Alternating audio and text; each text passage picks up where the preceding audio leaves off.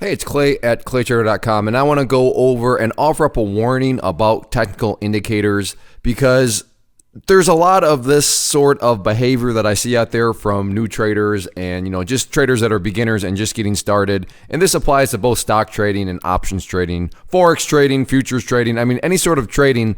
This entire mindset applies to what I'm going to talk about here. Now, yes, I am going to use stocks as the backbone of the examples. However, the entire idea here revolves and involves around any sort of type of trading you may be doing. And again, that applies to styles too, meaning if you're a day trader, if you're an investor, if you're a swing trader, all of this does apply. The other little disclosure that I would make is I'm not here to argue about technical indicators in the sense of whether or not they work. I'm not saying they don't work. My core point is that you need to be very, very careful about what I'm going to show here in terms of putting too much confidence in them, putting too much faith into, hey, that's a great technical indicator. Oh, that's how it works. Okay, let me just do this. And when you do quote unquote this, and it's just way too overly simplistic, you can get yourself in a lot of pain. And I'm not going to go overboard and say, and pull up your entire account and you'll be living under a bridge, shaking a cup looking for change. I'm not going to go that far.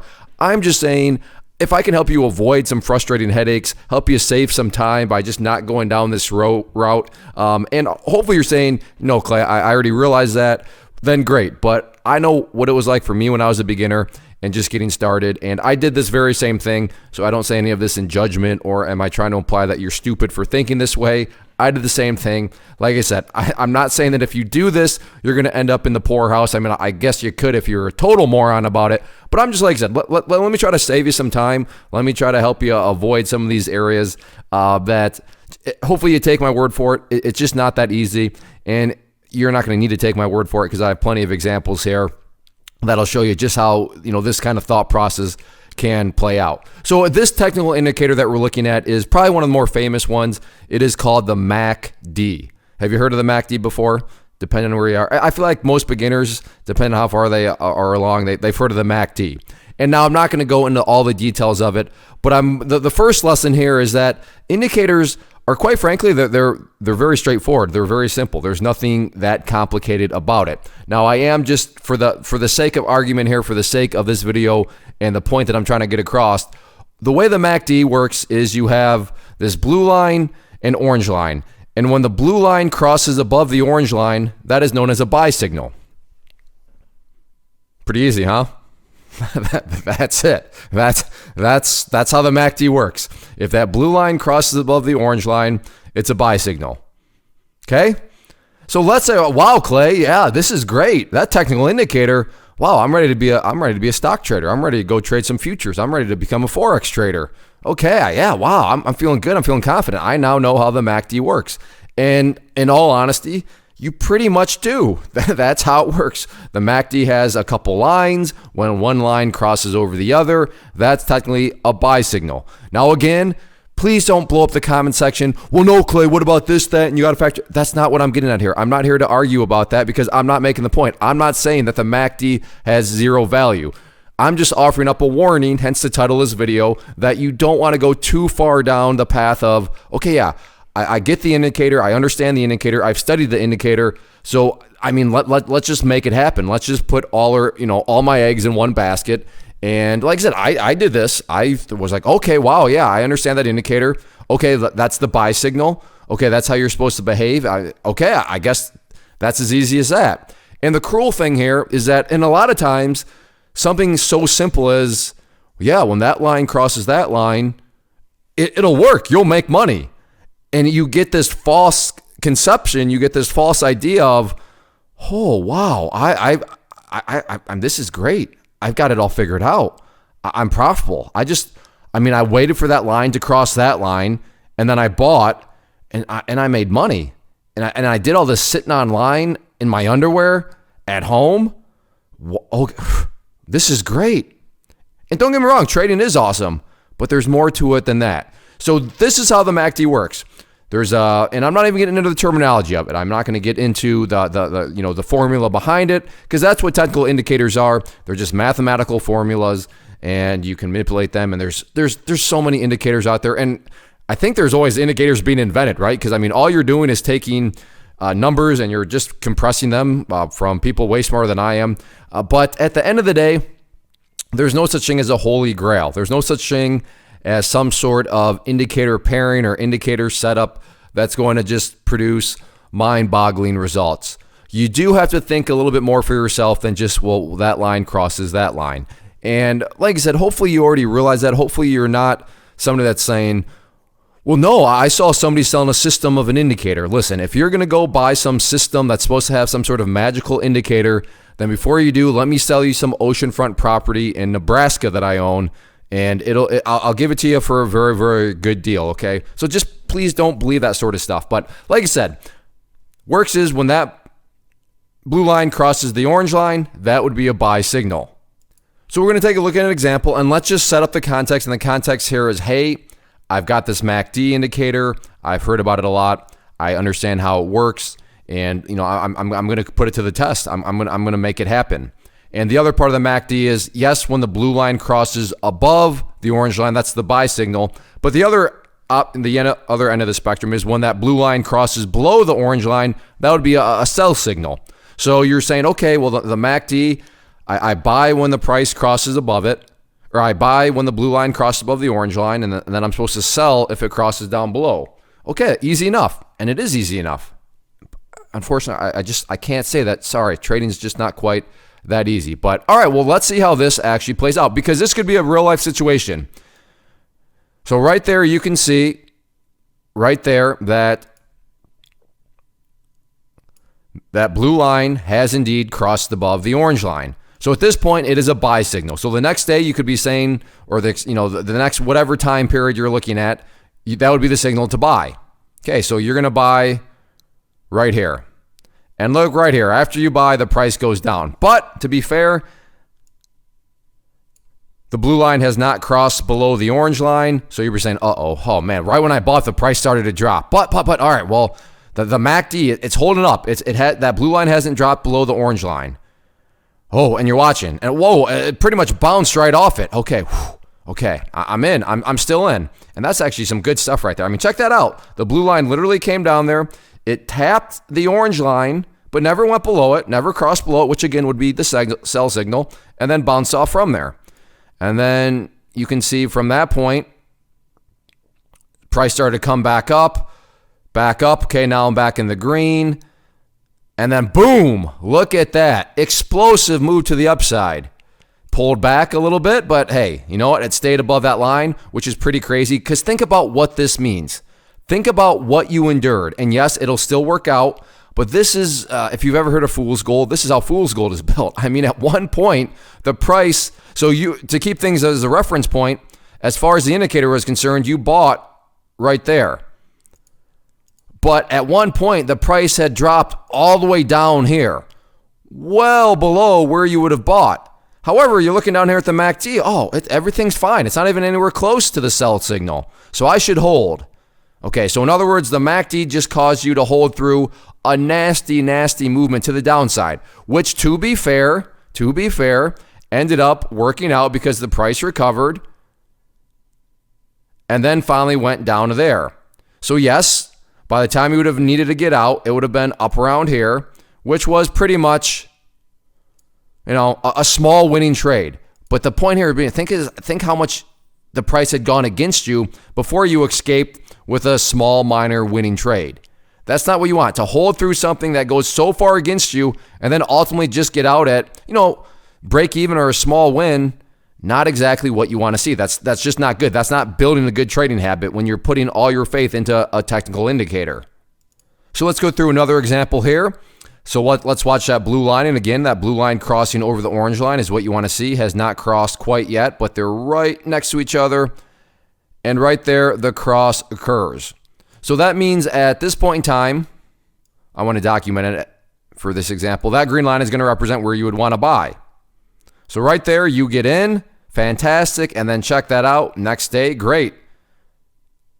Price is moving up. Boom. Price is moving up. It's great. Price is moving up. So at this point, like I said, this is why you can't sit here and say that the MACD is totally worthless. Because no, there's right here would have been a fantastic signal to get in. the price is going up. But of course, we need to be watching. Well, watch that blue line, because if the blue line crosses below the orange line, that's not what you want to see. That would be the sell signal. And right there, it crossed down below. Now, to be fair in this one, absolutely beautiful example. You would have sold somewhere right around there. And in this situation, by no means did you have to sit through anything such as a downturn. You bought, and then you would have sold way up there. So a very nice profitable trade. So that's a situation where, I mean, things worked out like a charm. And this is the cruel part of the market, is you could have this mentality, put, all your faith in the MACD or some sort of other technical indicator. So I think I clarified this, but just to double check, I'm not saying this only towards the MACD. I'm saying this towards all technical indicators as a whole. Is if you think that, a technical indicator in and of itself is going to be able to guide you, and you're only going to have to think for yourself to the extent of, well, is that crossing that? Is that doing this? Then, like I said, that this can, get you in some pain, as you're going to see. So first example, it built a little bit of a bad habit, right? The indicator in and of itself forced you to hold through a very, very nasty downturn to only make a little bit of money. But to be fair, in this one, it worked out very well. Now, the other problem with indicators, and maybe you've heard this term, are whipsaws. Whipsaws are where it's kind of like just a multiple personality situation where 1 second, la-di-da, everybody's fine. There's rainbows, there's butterflies, there's sweet old little ladies, and it's fantastic. And then literally, snap of a finger, there's dead bodies everywhere. There's polluted air. There's just, little birdies dropping out of trees. People aren't helping grandmas across the street. They're shoving them over. It's a nasty situation. That's what a whipsaw is. And that's what can happen with technical indicators, is you have something where it's just multiple personalities, and it can create a lot of pain. And as I'm about to show you in this situation, quick pain, where it doesn't really take that long before you can really put yourself into a nasty, nasty situation. So again, here we have another example. And again, we're looking for that blue line to cross up above the orange line. So let's watch very closely. You can see still not there. And there's the cross. So it's happened right there, meaning the next day or the next time period, whatever you're looking at to do, you would want to be looking to buy right at that green line. So right there, you would have bought at the open right there, and down the price goes. But it's okay. I mean, think about it. Past examples, with no sell signal, the blue line's still above that orange line. And then right here, you can see, okay, it's close. But I mean, think back to that first one. It's bounced off that orange line before. That could very well happen. And then right there, the price falls below it for the sell, meaning you sold, assuming everything was okay, down around that area right there. That's a pretty significant loss. But let's also keep things realistic. When you're going to have situations where you're going to say, well, I mean, it can snap back up, because rightfully so. And in this situation, I'm not saying it would be wrong. I'm not saying it would be irrational. And again, as kind of I'm going on a mini rabbit hole here.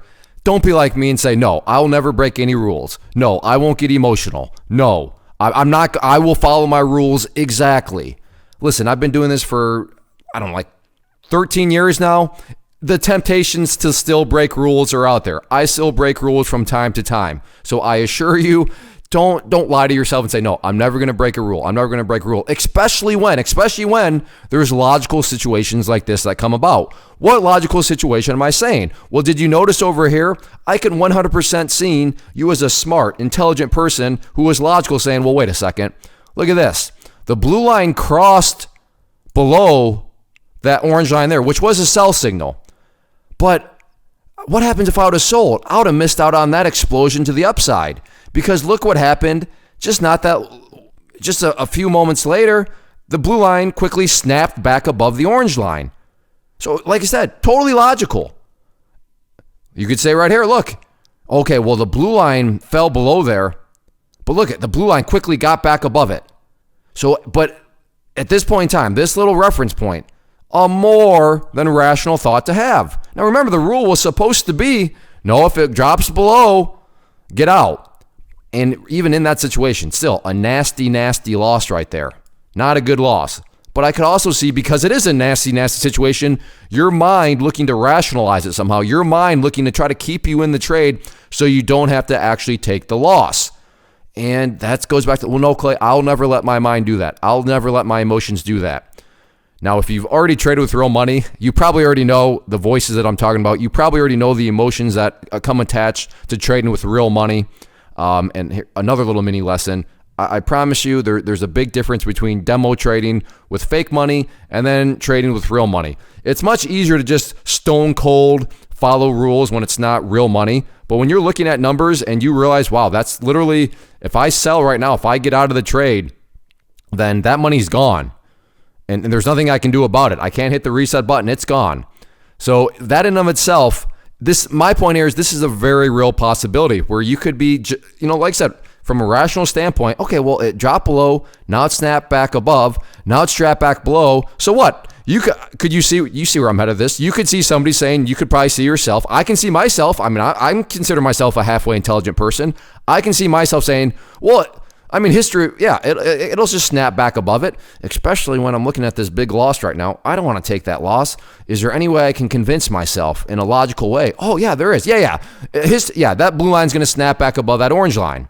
So I can see that being a very real possibility, and then let's see what happens. Just like that, it does not go down, and the price just gets that much nastier, as you can see there. And the price ultimately drops all the way down here. So am I going to say the loss was down there that you sold the exact bottom? I won't say that. But at some point, you're just going to say, this needs to stop. So I don't know. Let's just say it right there. So like I said, already was a bad loss. But now, because of the whipsaw, because of the, I mean, look at this. This is just craziness. Up, down, up, down, up, down. And then the price just flushes. That can happen. And it does happen. And it happens all the time. That is why, I mean, one of the reasons failure rates are so high, because people go through some positive experiences and then, they bend the rules a little bit. Yeah. And then all it takes is one of these, and that would be a massive, massive loss that can wipe away a whole lot of winning trades. And that's the problem with the whipsaws. That can happen. That's a very real thing within the trading world, and why you can't just go all in with an indicator or a couple indicators and combining them. I still remember it to this day, being newly married, and spending hours trying this indicator combined with that. Okay, well, if that crosses that, when that indicator is doing this, but then the something else is doing that, and okay, I think I'm onto something. It was a futile task.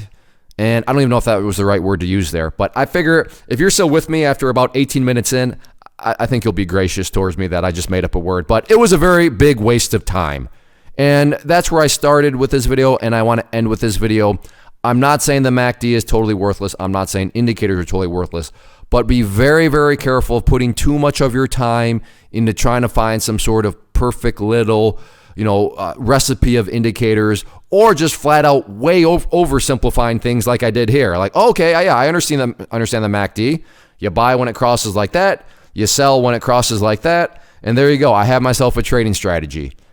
It can be deceiving because it can come across like you have one, but all it takes is one or two of these whipsaw type situations, or it just takes one little rule break, which again could be a logical rule break. I mean, I can see why you might want to think that way, but it just takes one or two of these, and all your gains can be wiped away. Sometimes not only are all the gains wiped away, but then all your, you literally just still lose all your entire account. And I've seen it over and over again. I mean, my channel's not new. I've been around since 2013, been coaching traders for as long as I can remember. So, I mean, I've seen this stuff, but I just want you to not walk away from this thinking that you should never look at a technical indicator ever again. Not my point. Just be very, very careful. Don't invest too much of your time into trying to find some holy grail system, or just not investing enough of your time where you think that things are way easier than what they actually are because of indicators. So that's really the main thing about indicators that I've seen, is you got to find that middle ground, because on one end of the spectrum, way, way too complicated. There's no holy grail out there. There's no perfect system of indicators. But on the other end of the spectrum, it can be way too simple, right? As you saw here, if only it were that simple. But It isn't. So you got to learn to think for yourself. You got to learn how to bring in multiple aspects to form an actual trade plan. And yeah, I realize that sounds like a lot of work compared to just watching a line cross up and down. But despite what some may tell you out there, unfortunately, the markets do take more than just following some sort of indicator. But the good news is, it's not as complicated as what other people will lead you to believe. Like, no, it's so complicated that just pay me for my system because only I know how to interpret my system because it's so complicated. Like I said, good news, it's not that complicated either. So there's that middle ground there, and that's what trading is all about. Not simplifying things, but not overly complicating them either. And that's kind of the underlying lesson here that hopefully I got across by focusing on just technical indicators. But that is my warning about technical indicators. You can take this as you will. Like I said, if you're still here now, I would assume that you are trusting or at least considering what I'm saying. So if that's the case, if you're still here, either hit that like button, please, if you enjoyed this video.